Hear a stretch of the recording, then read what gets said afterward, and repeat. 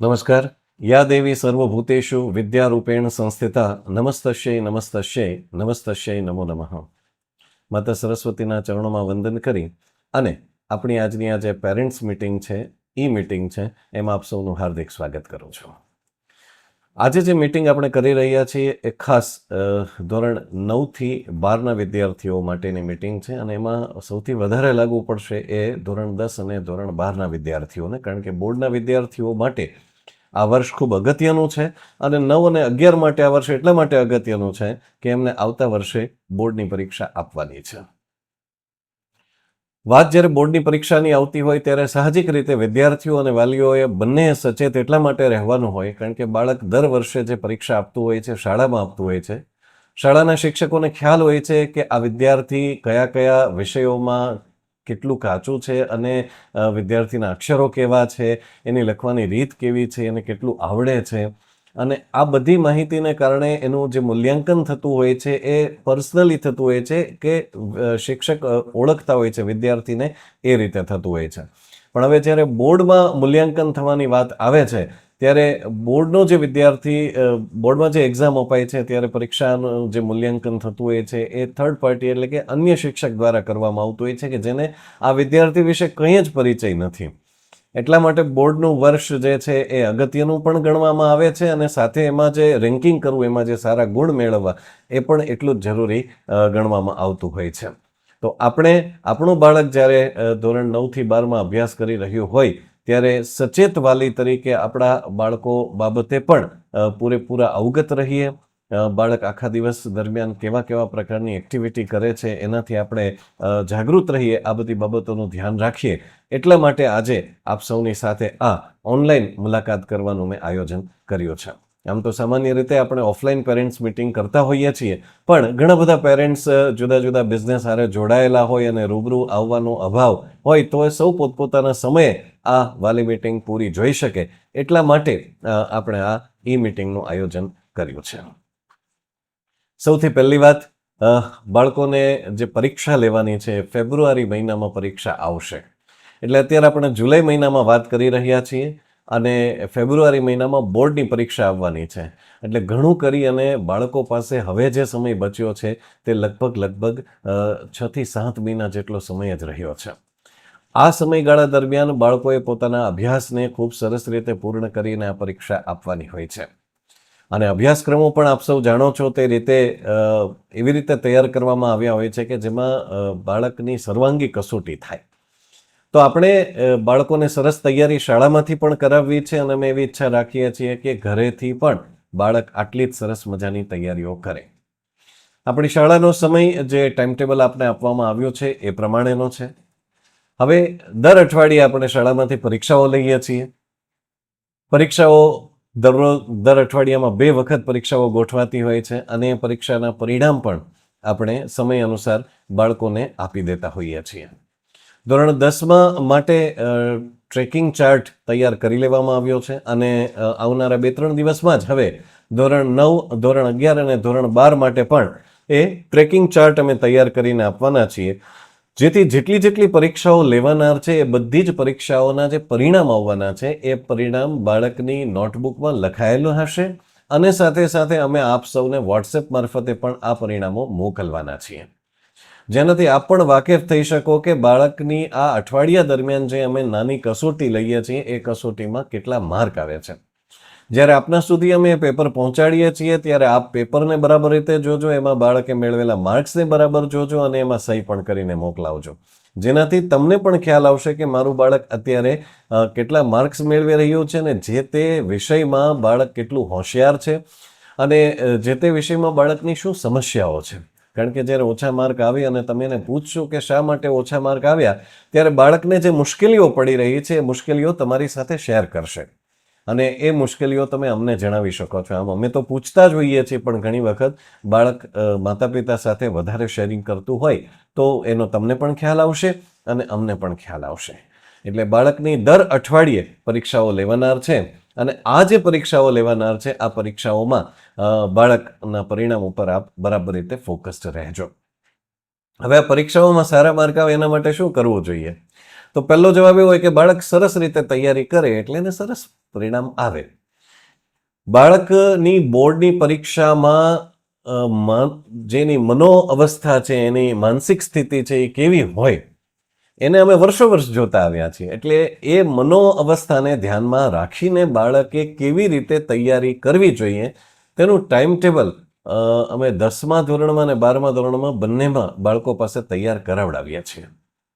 આ વખતે પણ આ ટાઈમ ટેબલ અમે બનાવડાવ્યું છે કે કયા સમયે શું વાંચવું જોઈએ, કેવી રીતે તૈયારીઓ કરવી જોઈએ. એટલે કે શાળાનો સમય પૂરો થયા પછી જ્યારે આપણે ઘરે પહોંચીએ છીએ ત્યારે સૌથી પહેલું કામ શું હોવું જોઈએ, બીજું શું હોવું જોઈએ, ત્રીજું કામ શું હોવું જોઈએ, કેવી રીતે વાંચન થવું જોઈએ, એનું આખું એક સાયકોલોજીકલ ટાઈમ ટેબલ અમે બનાવીને બાળકોને આપીએ છીએ.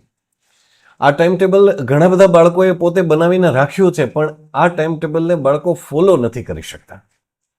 હવે ઘરની સમસ્યાઓને કારણે ફોલો નથી કરી શકતા, અથવા તો વાંચવા બેસવામાં થોડી આળસ થાય છે એટલે ફોલો નથી કરી શકતા, કે પછી જુદા જુદા વિષયોના વમળ વચ્ચે બાળક ઘેરાઈ જાય છે એટલે ફોલો નથી કરી શકતા. એનો ખ્યાલ આપણને ત્યારે જ આવશે જ્યારે બાળકોને આપણે પૂછીશું કે એ કઈ સમસ્યાથી પીડિત છે. હું આ ટાઈમ ટેબલની એક કોપી હમણાં વોટ્સએપ ગ્રુપમાં પણ શેર કરી દઈશ. ખાસ કરીને બોર્ડના વિદ્યાર્થીઓ માટે આ ટાઈમ ટેબલ છે, એટલે 10 અને 12ના વિદ્યાર્થીઓએ કેવી રીતે વાંચન કરવું જોઈએ એનું જે સમયપત્રક છે એ સમયપત્રક હું વોટ્સએપ ગ્રુપમાં તમારી સાથે શેર કરીશ, જેનાથી તમે પણ બાળકની સાથે બેસી અને એના સમયપત્રકની ચિંતા કરી શકો. બાળક વૈજ્ઞાનિક ઢબે જો બોર્ડની પરીક્ષાની તૈયારીઓ કરશે તો એ બાળકને જ્યારે વાર્ષિક પરીક્ષા આવશે ત્યારે પહેલી વાત કોઈ પણ જાતનો ડર નહીં હોય, બીજી વાત આપણું બાળક છે ખૂબ સારા માર્ક સાથે એ પાસ થશે. એટલે હું ટાઈમ ટેબલ આપ સૌની સાથે શેર કરી રહ્યો છું, એ પણ આપ બરાબર રીતે જોજો. ત્રીજી વાત, બાળકો રજાઓ જે પાડે છે, નાની નાની વાતમાં આપણે રજા બાળકને પડાવીશું તો તમે વિચાર કરજો કે 8 કલાકનો ભણવાનો જ્યારે સમય બાળક નથી જતું શાળાએ, ત્યારે એ નુકસાની કેવી રીતે ભરપાઈ થશે. એક વખત જે શાળાની અંદર ભણાવાઈ ગયું, કોઈ પણ શિક્ષકે ભણાવી દીધું એકવાર, એ બાળકને પછી જ્યારે રિવિઝન થશે ત્યારે જ ભણવા મળશે, પણ એ પણ 8 કલાકનું તો પૂરું મળવાનું જ નથી. રિવિઝન તો ફાસ્ટ થતું હોય છે, અને જ્યારે એક બાળક રજા પાડે ત્યારે એ બાળકને અલગ બેસાડીને 8 કલાકનો અભ્યાસ કરાવવો એ પણ શક્ય નથી હોતો. એટલે એનું એકમાત્ર નિવારણ એ જ હોય છે કે બાળકને શક્ય બને ત્યાં સુધી રજાઓ આપણે ન પડાવીએ.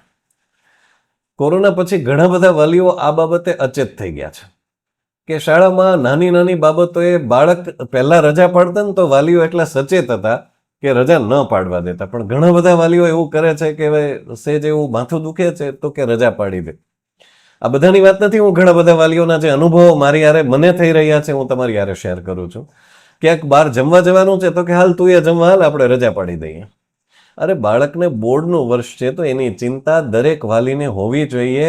બાળકને તો બહાર જમવા લઈ જવાની વાત દૂર છે, વાલીએ પણ જમવાનું ટાળવું જોઈએ કે નહીં, મારો દીકરો ઘરે રહીને સરસ તૈયારી કરી શકે ને એટલા માટે હું ઘરે રહું, બાળકને સરસ તૈયારી કરાવું, એને સારું જમવાનું આપું, એને સારું વાતાવરણ આપું, આ વાલીની ફરજ છે.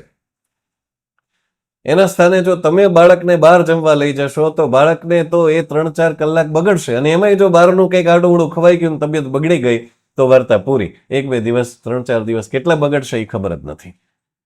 એટલે જો અતિશય બાળકની તબિયત ખરાબ હોય એવું કોઈક કારણ હોય તો બાળક રજા પાડે એ વસ્તુ કદાચ વિચારી શકાય છે, પણ આ સિવાયના કારણોમાં સામાજિક પ્રસંગો માટે બહાર ફરવા જઈએ. હું તો એમ કહું છું જ્યારે બાળક બોર્ડના વર્ષમાં ભણતું હોય ત્યારે વાલીને બહાર ફરવા જવાનું મન કેમ થાય.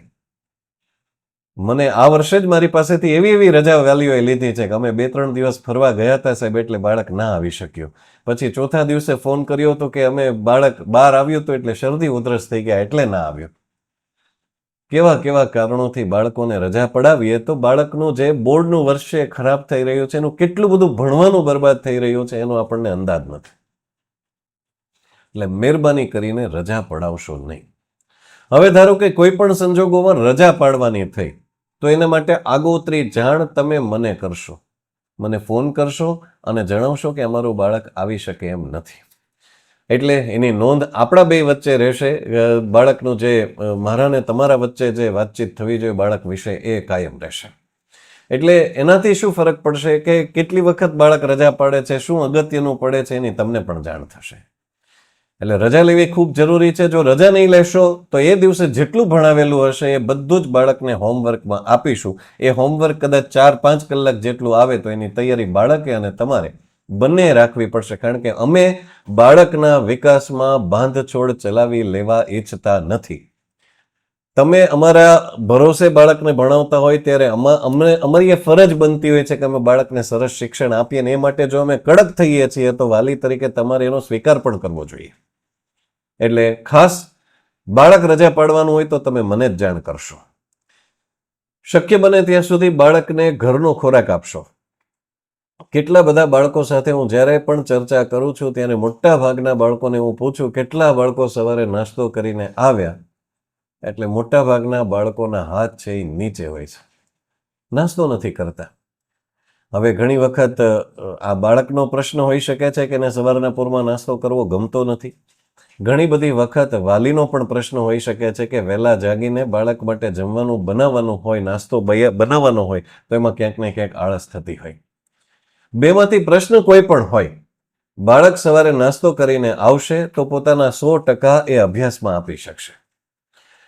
સવારે જ્યારે 9:30 વાગે એના માટે જ્યારે નાસ્તાનું આપણે બોક્સ પેક કરીએ છીએ ત્યારે કેટલા બધા બાળકોના બોક્સ જોઈએ ને તો અંદરથી વેફરના પેકેટ્સ નીકળે છે, કુરકુરે નીકળે છે, મમરા નીકળે છે.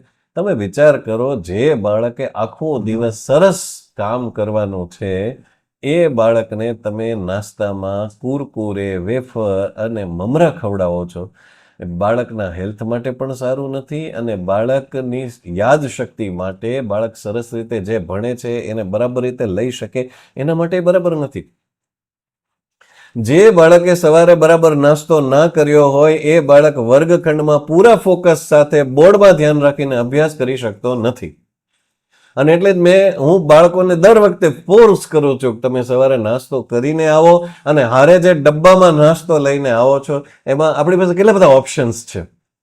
એક દિવસ તમે અઠવાડિયામાં 1-2 દિવસ કઠોળ આપી શકો છો, અઠવાડિયામાં 1-2 દિવસ તમે સિંગદાણા અને ગોળ આપી શકો છો, અઠવાડિયામાં 1 દિવસ તમે દાળિયા અને એની સાથે ગોળ આપી શકો છો, 1 દિવસ તમે પાકો નાસ્તો આપી શકો છો, 1-2 દિવસ બીજા ઓપ્શન્સ કે જેમાં હેલ્ધી ફ્રૂટ્સ કહેવાય એ તમે ફ્રૂટ્સનો નાસ્તો આપી શકો છો. ક્યારેક ઘરમાં બનાવેલી સારી મીઠાઈ હોય, સુખડી હોય, અડદિયા હોય, એવો નાસ્તો તમે આપી શકો છો. એની જગ્યાએ આપણા બાળકના ટિફિનમાંથી વેફર ને ભૂંગળા નીકળે એ ખરેખર કરુણાજનક વાત છે, દયાજનક વાત છે. એનાથી બાળકના અભ્યાસકીય બાબતને નુકસાન થઈ રહ્યું છે. હું એટલા માટે આપનું ધ્યાન દોરી રહ્યો છું. ખાસ બાળકને જે નાસ્તાનું બોક્સ આપો છો એ હેલ્ધી ટિફિન આપો, જેનાથી બાળક છે એ 9:30 વાગે જ્યારે નાસ્તો કરે છે ને ત્યારે 12 વાગ્યા સુધી એની એનર્જી અકબંધ રહે. અમે બાળકને 11:15 વાગે એટલા માટે અહીંયાથી જ્યારે બાળક છૂટે છે તો બાળકને માટે અમે એટલો સમય આપીએ છીએ, ઘરે ગયા પછી બાળક જમે અને જમ્યા પછી 20 મિનિટનો આરામ કરે. આ વાલી તરીકે તમારે ધ્યાન રાખવાનું છે કે તમારું બાળક જ્યારે ઘરે આવે છે, મોટા ભાગના બાળકોનું હું જોઉં ને એટલે મને શાળા છૂટ્યા પછી ઘણા બધા વાલીઓને એવું મળવા આવતા હોય, એટલે મારે શાળાએથી ઘરે જમવા જવાનો સમય લગભગ 12:15 વાગ્યાનો. 12:15 વાગે હું મારી બાઇક નીચેથી લેતો હોય તો કેટલાક છોકરાઓ તો જમીન હાજર થઈ ગયા હોય, અને એ પછી બાકીની પોણી કલાક છે એ દોસ્તાર સાથે, બેનપણી સાથે વાતું કરવામાં પસાર થાય છે. આપણે એ નથી કરવાનું. આપણું બાળક ઘરે આવે, જમવાનું તૈયાર રાખો, હાથ પગ ધોઈને બાળક જમવા બેસી જાય, સરસ રીતે બાળક જમી લે એટલે એને પછી ઊંઘવા માટેની 20 મિનિટથી 25 મિનિટ જેટલો સમય આપો.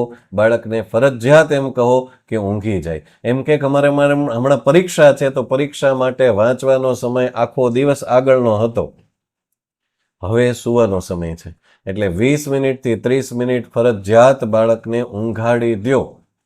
આમ કરવાથી શું થશે? આમ કરવાથી બાળક જે સવારે વહેલું 6 વાગ્યાથી જાગ્યું હતું તે બપોરે 12 વાગ્યા સુધી બાળક કામમાં રહ્યું છે, અભ્યાસમાં રહ્યું છે, મગજનું કામ કર્યું છે, એ અડધી કલાક આરામ કરશે એટલે એનું મગજ હળવું થશે, એનું મન શાંત થશે, અને હવે જે આવનારી બીજી 2-3 કલાક એણે અભ્યાસ કરવાનો છે એને માટે એનું મન તૈયાર થશે. અને જો તૈયાર થશે તો એ બાળક વધારે સારી રીતે યાદ રાખી શકશે, વધારે સારી રીતે અભ્યાસ કરી શકશે. અને અહીંયા જો સારું યાદ રહ્યું, અહીંયા જો એણે ટોપિક બરાબર રીતે સમજી લીધો, તો જ્યારે પણ પરીક્ષા આવશે ત્યારે એ ટોપિક વિશે વાંચન કરવાનું થાય ત્યારે એને ફટાફટ યાદ રહેશે, ગોખવું નહીં પડે.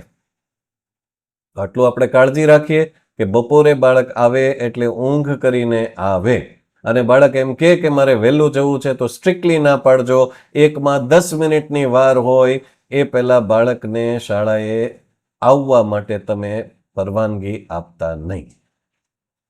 આ વાલી તરીકે આપને હું રિક્વેસ્ટ કરું છું અને મારે એ શાળાના એક શિક્ષક તરીકે તમને જે માહિતી આપવી જોઈએ, શાળાના ટ્રસ્ટી તરીકે મારે તમારા બાળકના હિત માટે જે વિચારવું જોઈએ એ વિચાર કરીને હું આપને આ સલાહ પણ આપું છું. તો આ વાત થઈ બાળકની રજા વિશેની, બાળકના સમય વિશેની, ટાઈમ ટેબલ વિશેની. બાળક જ્યારે ઘરે આવે છે, ઇધર 3 વાગે કોઈક બાળકોને રજા પડે છે, કોઈકને 4 વાગે રજા પડે છે. રજામાં બાળક ઘરે આવે એટલે હાથ પગ મોઢું ધોઈ અને ફ્રેશ થઈ જાય. ફ્રેશ થઈ ગયા પછી બાળકને આપણે જો ભૂખ્યું હોય તો એને નાસ્તો આપીએ. હળવો નાસ્તો, ત્યારે તમે સેવ મમરા આપો એ કંઈ વાંધો નહીં. સવારના નાસ્તામાં એ ના હોવું જોઈએ. કંઈ પણ નાસ્તો આપો અને પછી એને જે ટાઈમ ટેબલમાં લખેલું છે એ પ્રમાણે એને તૈયારી કરવા બેસાડી દો. હું બોર્ડના બાળકોને ખાસ એના વાલીઓને વિનંતી કરું છું કે તમારા બાળકના હાથમાં મોબાઈલ આપશો નહીં. અમે ભણવા માટે મોબાઈલમાં એક પણ વસ્તુ બાળક માટે મોકલતા નથી. જે કંઈ મોકલીએ છીએ એ વાલીની જાણકારી માટે મોકલીએ છીએ. લેશન બાળકોને અહીંયા લખાવેલું હોય છે. અમે અહીંયાથી કંઈ પણ વિડીયો મોકલાવીએ તો વાલીની જાણકારી માટે છે, એમ જ સમજવું તમારે. મોબાઈલની અંદર અમે બાળકો માટે કંઈ પણ મોકલતા નથી. એટલે તમારું બાળક જો એમ કે મારે મોબાઈલ જોઈને લેશન કરવાનું છે તો એને પ્રશ્ન પૂછજો કયા વિષયમાંથી આપેલું છે, અને મને તાત્કાલિક ફોન કરી અને કહેજો કે આ વિષયમાંથી, મોબાઈલમાંથી તૈયારી કરવાનું આપ્યું છે. આપણે મોબાઈલનો ઉપયોગ કરવાનો થતો નથી. આપણું બાળક ટેકનોલોજીમાં ક્યાંય પાછળ નહીં રહી જાય. આ બોર્ડનું વર્ષ ચાલે છે, જ્યાં સુધી બાળકોનો અભ્યાસ ચાલે છે ત્યાં સુધી એને મોબાઈલ વાપરવા દેવાનો નથી. ટાઈમ ટેબલની અંદર મેં રવિવારે બપોરે 4 વાગ્યા પછીનો સમય એવો રાખ્યો છે કે 4 વાગ્યાથી 8 વાગ્યા વચ્ચે બાળક પોતાને મજા આવે એવી પ્રવૃત્તિ કરે. એમાં પણ જો શક્ય બને તો બાળક હરે ફરે, આનંદ કરે, ભાઈ બહેન સાથે મજા કરે, મમ્મી પપ્પા સાથે વાતો કરે અને ગાર્ડનમાં ફરે, આવું વાતાવરણ આપજો. અને બાળકને બહુ મોબાઈલનો રસ હોય, બહુ ટીવીનો રસ હોય તો રવિવારે સાંજે 4 વાગ્યાથી 8 વાગ્યા વચ્ચે છૂટ આપજો. બાકી આખા અઠવાડિયા દરમિયાન બાળકને મોબાઈલ આપવાનો નથી, ઘરમાં ટીવી બતાવવાનું નથી. જો તમારા બાળક પાસે મોબાઈલ જોવાનો એક્સ્ટ્રા ટાઈમ રહેતો હોય, ટીવી જોવાનો એક્સ્ટ્રા ટાઈમ રહેતો હોય તો મને જણાવજો. હું અહીંયાથી વાંચવાનું અથવા લખવાનું આપીશ. દર અઠવાડિયે જે પરીક્ષાઓ લેવામાં આવે છે એ પરીક્ષાના પરિણામ તમારી પાસે પહોંચાડીએ છીએ, તો એનો પણ તમે પૂરતો જવાબ અમને આપશો. અને હા, આપણું બાળક જ્યારે શાળામાં અભ્યાસ કરી રહ્યું હોય ત્યારે શાળા સાથે આપણી મુલાકાત પણ થવી ખૂબ જરૂરી હોય છે. એટલે આ તો આપણે ઓનલાઈન મુલાકાત કરી છે, પણ તમારા બાળકના પ્રોગ્રેસ વિશે તમે મને ફોન કરી અને મળવા આવી શકો છો. એટલે જો મારા ક્યાંય ક્લાસ ના હોય તો એવા સમય પર આપણે મળી અને બાળકના વિકાસની ચર્ચા કરી શકીએ. સમયાંતરે આવશો તો તમારું બાળક ક્યાં અટવાઈ રહ્યું છે, ક્યાં મૂંઝાઈ રહ્યું છે, એના વિશેનો ખ્યાલ તમને પણ આવશે અને અમને પણ મજા આવશે અને બાળકને પણ એમ થશે કે મારા વાલી મારા બાબતે જાગૃત છે. તો આ દોડધામ ભરેલા જમાનામાં આપણે થોડો સમય આપણા બાળક માટે પણ કાઢી જરૂરી છે.